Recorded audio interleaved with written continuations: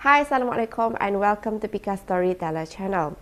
First of all, Pika nak ucapkan terima kasih pada korang yang sudi untuk klik pada video kali ini, dan seperti biasa pada yang baru sahaja datang ke channel ni, Pika nak ucapkan terima kasih dan jangan lupa untuk tekan butang subscribe dan juga tekan butang loceng supaya setiap kali kalau Pika keluarkan video baru, korang akan terus dapat notification daripada Pika Storyteller Channel. Jadi, untuk video kali ini, Pika akan teruskan dengan penceritaan yang mana kisah seram ini berlaku dekat sebuah villa di kawasan pelancongan di Melaka. Jadi, tanpa kita buang masa, jom kita mulakan.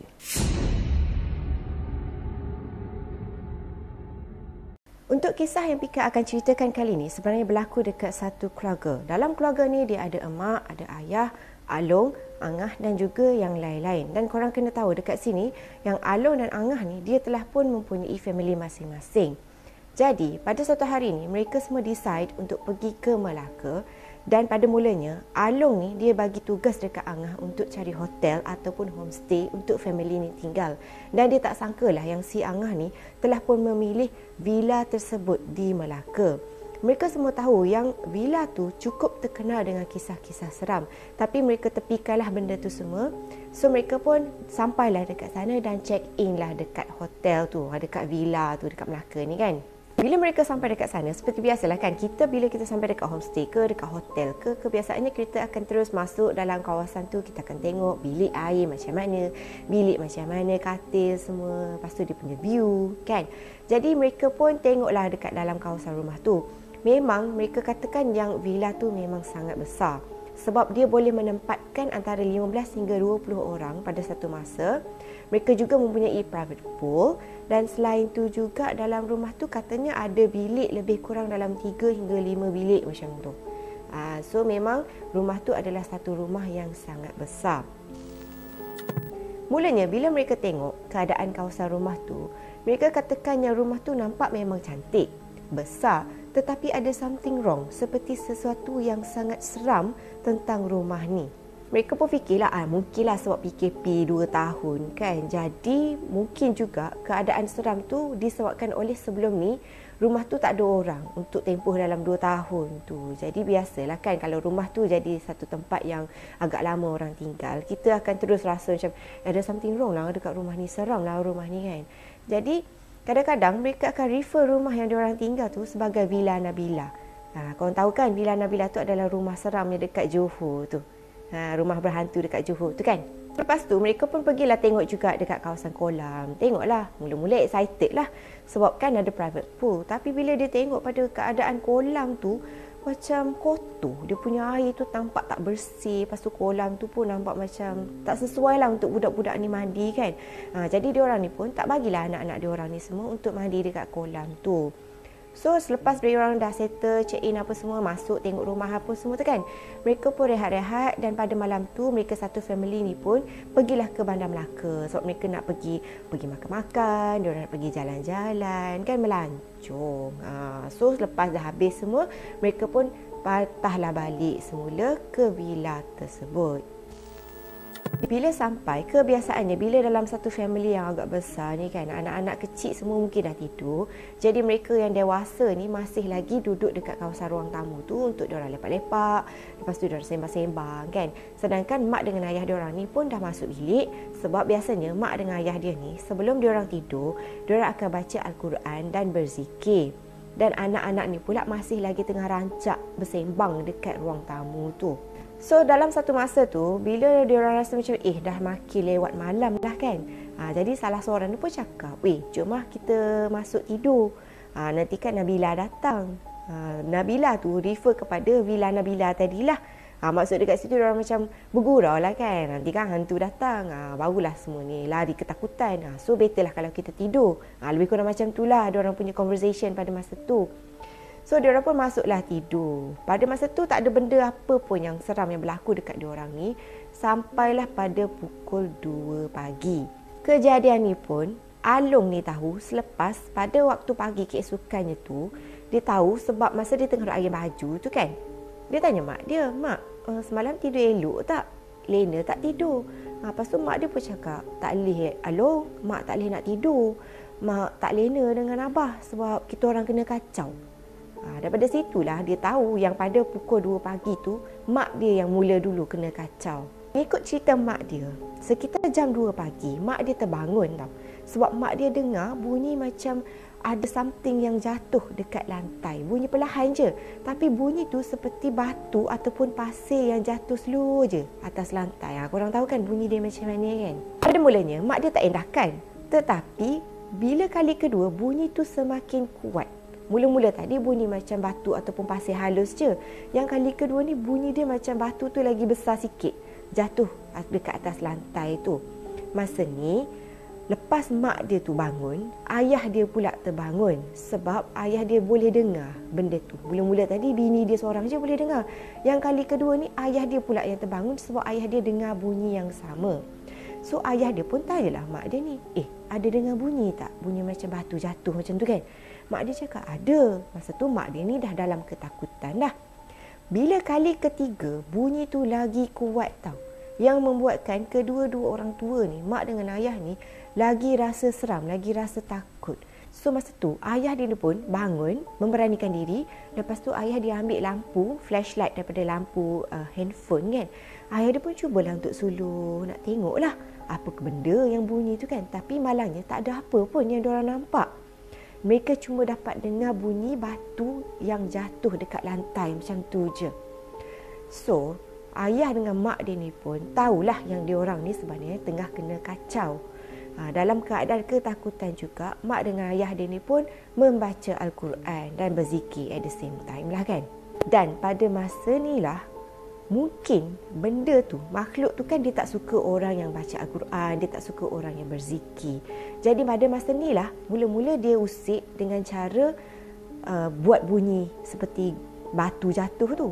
Dan kali ni usikan diorang tu lagi ekstrim sikit. Sebab mungkin dia nak marah mak dengan ayah ni baca Al-Quran dengan berzikir. Jadi pada masa tu, masa diorang tengah duk baca Al-Quran tu kan, benda ni dengan beraninya dia tarik tasbih keluar daripada kocik abah diorang ni. Korang bayangkan, dia boleh pergi rentap benda tu. Diorang tarik, makhluk tu tarik tasbih daripada kocik ayah diorang ni. Dan pada masa yang sama juga, dia tarik selimut dekat kaki mak diorang ni. Memang mak dia ni cakap, benda tu tak berhenti tau, usik mak dengan ayah diorang ni. Benda tu sama ada dia akan main tarik-tarik tasbih daripada kocik ni, tak pun dia tarik-tarik selimut dekat kaki mak ni. Dia tarik selimut, dia tarik kain mak, saja macam usik-usik, tarik-tarik macam tu kan. Tapi dia tak menunjukkan muka lah. Masa ni, mak diorang ni memang dah dalam keadaan ketakutan sangat. Tetapi dia masih tak berhentilah untuk baca Al-Quran tu. Jadi benda tu makin lama makinlah marah, makin panas kan. So, dalam keadaan yang agak menyeramkan macam tu, ayah diorang ni pun, abah ni, dia pun cakap lah elok-elok dengan benda tu. Kalau kau nak keluar, kau keluarlah, bukalah pintu, keluarlah kan. Sebab dia faham yang mungkin makhluk ni nak marah sebab dia panas. Selepas dia dengar orang berzikir, orang baca Al-Quran. Kan dah lama orang tak datang. Lepas tu datang pula baca Al-Quran kan. Memang panaslah telinga makhluk-makhluk ni. Jadi, abah ni dia bagi tahu lah dekat makhluk tu dengan baik-baik. Kalau kau nak keluar, keluarlah. Kan daripada tempat ni, mungkin kau ni panas ke apa semua. So pada masa tu jam dah pun menunjukkan pukul 4 pagi. Dan selepas ayah dia ni cakap macam tu dekat makhluk tu, masa ni lah keadaan jadi reda. Makhluk tu tidak lagi mengganggu diorang ni. Tetapi disebabkan diorang ni masih lagi dalam keadaan ketakutan, diorang pun teruskan juga membaca Al-Quran dan juga berzikir sampailah waktu subuh. Diorang pun solat subuh dan lepas tu sambung lagi baca Al-Quran ni. Dan pada masa ni, Along ni dia dah pun bangun sebab dia kan nak pergi iron baju semua tu kan. Masa ni lah dia tengok mak dia ni tengah duk baca Al-Quran. Tapi dia tak anggaplah benda tu macam something yang pelik sebab memang mak dengan ayah dia orang ni selalu baca Al-Quran. So dia pun mungkinlah ada tertinggal something dekat dalam kereta. Jadi dia pun keluarlah daripada rumah ni. Masa dia keluar daripada rumah, waktu subuh dalam selepas subuh macam tu lah, mungkin dalam pukul 7 macam tu kot. Dia tengok yang jiran diorang ni adalah selang beberapa rumah ni, ada satu villa. Dia tengok yang jiran diorang ni dah pun check out. Tapi dalam keadaan tergesa-gesa. Mulanya dia pelik macam, awalnya diorang ni check out kan. Tapi biarlah, mungkin diorang ada something kot. Sebab nampak keadaan jiran diorang ni keluar dengan keadaan tergesa-gesa. Tapi mungkin juga jiran diorang pun sebenarnya malam tu kena ganggu dengan teruk jugalah kot. Stop. Sebelum Pika teruskan dengan video kali ini, jangan lupa untuk subscribe lagi satu channel, iaitu Automology Channel, di mana Pika buat review tentang banyak kereta-kereta yang menarik di Malaysia. Okay. So, sambung balik dengan kisah tadi. Bila dia tengok jiran dia tergesa-gesa balik apa semua tu, dia pun macam, biarlah, lantak je lah kan, tak kisah je lah. Dia pun masuk dalam rumah dan diorang pun buatlah aktiviti. Sebab diorang kan ada family reunion, diorang sembang-sembang, makan sama-sama, gelak-gelak, ramai-ramai kan. Dan pada waktu petang pula, mereka ni pun adalah a few of them yang keluar, dan kakak dia ni, Along ni, dengan husband dia pun jalanlah dekat sekeliling kawasan villa tu. Sebab kawasan tu sebenarnya sangat luas, besar dan juga sangat cantik. So, diorang pun keluar jalan-jalan kan, tengoklah kawasan villa, rumah lain apa semua. Dan masa ni lah, dia tengok yang rumah dekat dengan salah satu villa dekat rumah diorang ni, ada satu yang macam tengah dalam renovation. Dia pecahkan dinding dekat tengah tu. Tetapi, yang peliknya, pada malam tu, dia dengan husband dia nampak rumah yang diorang nampak pecah dinding tu, rumah yang tengah dalam renovation tu kan, pada waktu malam rumah tu cantik. Maksudnya dekat sini, pada waktu siang, diorang nampak rumah tu pecah dinding dalam, orang kata, proses renovation gitu kan. Tetapi yang peliknya, pada waktu malam, dinding yang pecah dekat tengah tu tak ada. Rumah tu kembali cantik seperti rumah yang ada orang yang menetap dekat situ. Jadi mustahil lah kan, takkanlah dalam masa daripada waktu petang sampai waktu malam, rumah tu dah siap, completely siap. So mustahil lah kan. Dan keesokan harinya, diorang pun check out. Dan masa diorang nak check out ni, ada beberapa antara diorang ni yang ternampak ada seorang abang bangla, okay, yang macam kerja buat pembersihan apa semua tu, lalu berjalan daripada rumah yang diorang nampak renovation tadi, berjalan lepas tu pergi ke belakang rumah diorang. Diorang tegur abang ni, nak tanyalah, tengah renovate rumah ke? Macam tu lah, lebih biasalah kan. Kita kadang kita nak bermesra kan, nak tanya rumah tu macam mana, villa ni ada orang ke tak, macam tu lah lebih kurang. Tapi abang bangla ni tak mengedahkan langsung persoalan diorang ni, dan terus berjalan je. Lepas tu pergi ke belakang rumah diorang. Masa ni, mak diorang ni pun macam nak panggil lah abang tu kan. Tapi bila dia pergi, dia tengok tak ada orang pun.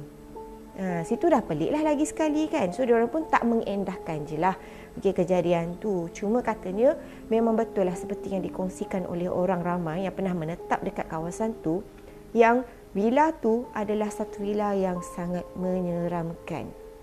Jadi dekat sini, mungkin ada antara korang ni yang dah pun tahu tempat mana yang Pika ceritakan untuk kisah kali ini. Mungkin korang pernah nak kongsikan ke macam mana, bolehlah korang komen di bawah. So, apapun itu sahaja video Pika untuk kali ini. Jangan lupa seperti biasa untuk tekan butang like, share dan juga subscribe, okay? Dan juga tekan butang notification, butang loceng tu, supaya setiap kali kalau Pika teruskan dengan video-video lain, korang akan terus dapat notification daripada Pika Storyteller Channel. So, itu sahaja video Pika untuk kali ini. Jumpa korang lagi in my next video. So, see you soon. Bye!